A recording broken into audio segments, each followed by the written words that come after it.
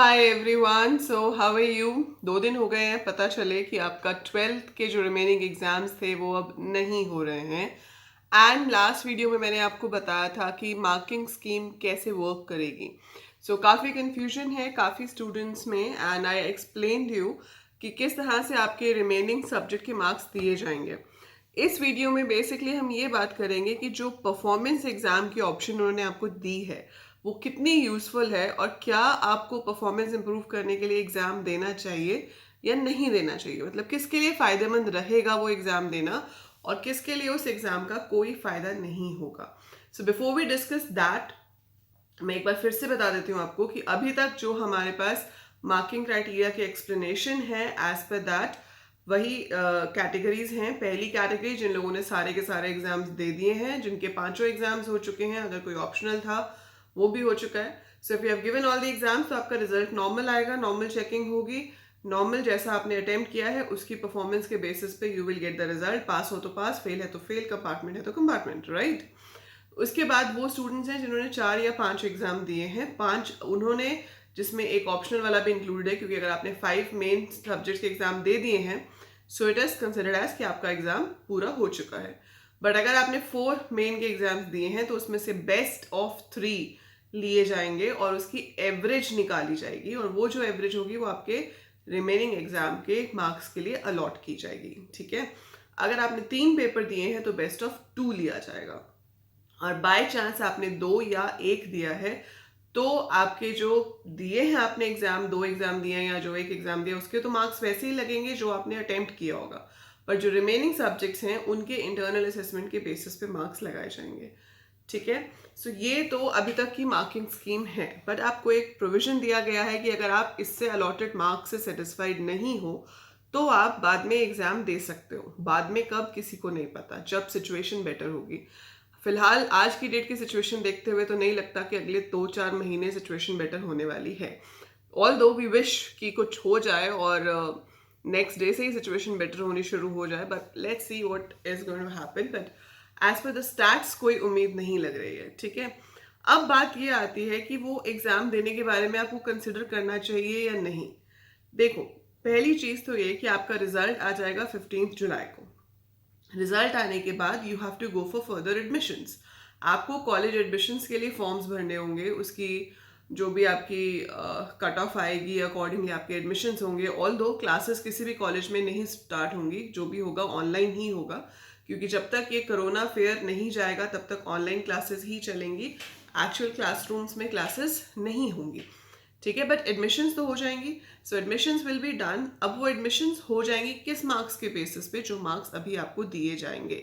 सो उन मार्क्स के बेसिस पे आपको एडमिशन्स मिल जाएंगी। हो सकता है, पॉसिबिलिटी है that you will get some grace marks as well.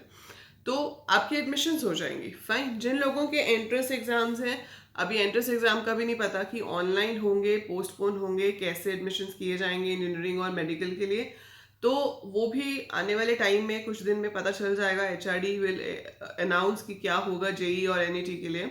So we will get to know about that. So जिस भी प्रोसीजर से एडमिशन होना है वो हद से हद आपका जुलाई एंड अगस्त तक हो जाएगा admission. So you will be knowing कि आपकी एडमिशन किस में हुई है और आपको आगे क्या करना है। ठीक है, सो एडमिशन्स तो हो जाएंगे। अब जब एडमिशन हो गए तो उसके बाद इम्प्रूवमेंट का पेपर देके क्या करोगे। So that is the main thing. जब एडमिशन हो ही गया, मार्क्स किस लिए चाहिए थे? कट ऑफ बनाने के लिए।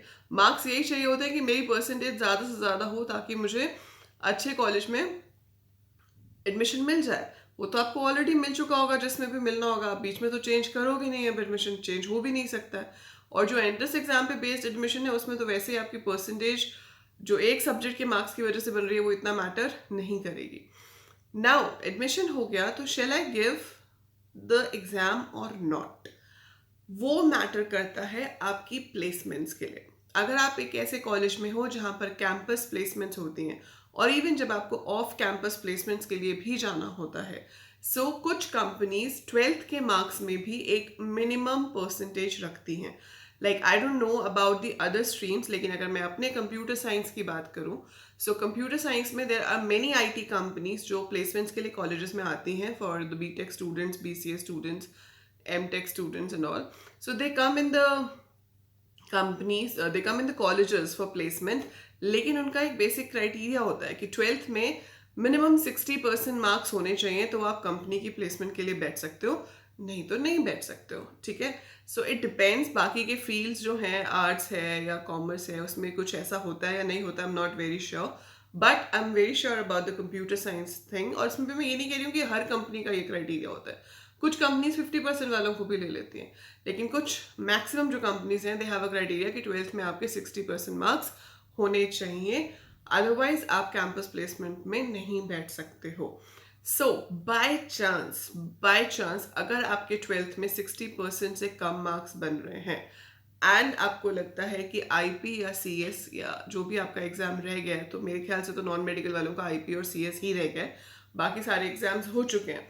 सो अगर आपका आईपी या सीएस रहता है एंड यू थिंक कि जितने मार्क्स आपको एवरेज दिए गए हैं, अगर आप इसका एग्जाम देते हो और आप उससे बेटर ला सकते हो अपनी परसेंटेज को इंक्रीज करने के लिए, then you must give the performance exam, ठीक है. अदरवाइज अगर एडमिशन हो चुकी है तो 12th की परसेंटेज आपको आगे कहीं काम नहीं आने वाली, except if you have a criteria of on campus placements like computer science में जैसा होता है. तो जो बाकी स्टूडेंट्स हैं जिनके पास ह्यूमैनिटीज़ है, जिनके पास कॉमर्स है, जो शायद बीकॉम करेंगे, बीए करेंगे या जो भी बीबीए करेंगे, so different courses you will go for. और उसके बाद प्लेसमेंट्स में अगर ऐसी कोई कंडीशन नहीं है जो आपको 12th की परसेंटेज दिखाने के लिए बोलती है, so there is no need to give a performance exam, ठीक है. तो आप दे के करोगे भी क्या, एडमिशन तो हो गया, अब एडमिशन चेंज तो होगा नहीं आपका college.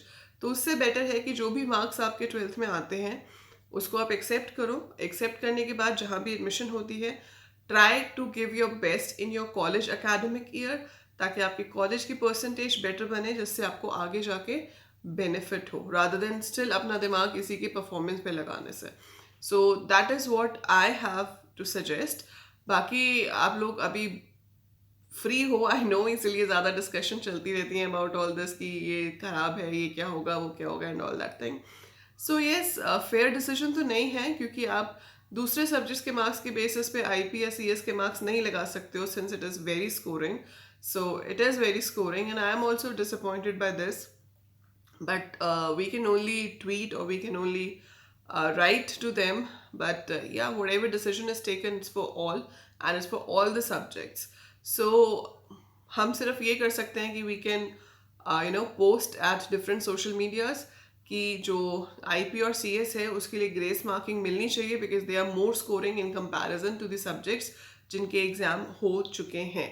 So we must post on our behalf on the social media, ताकि आपको वो मिल सके. I will also post and I will share it with you.